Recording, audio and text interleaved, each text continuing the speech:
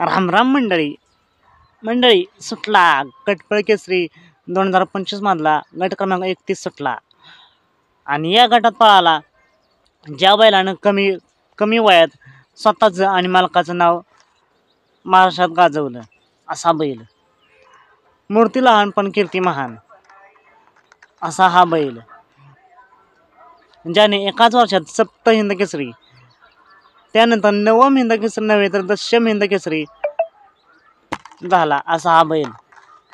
हो मित्रांनो, महाराष्ट्राचा लाडका दशम हिंद केसरी बकासूर आणि त्याच्यासोबत होता बारामतीचा पोपटराव.